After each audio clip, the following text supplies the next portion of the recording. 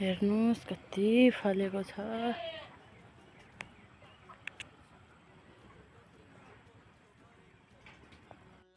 Guys यो खोर्सानीको बोट हो, अर्ग्यानिक लोकल। अनि त्यो बोटबाट यति टिप्यो मैले, यति हो गाइस।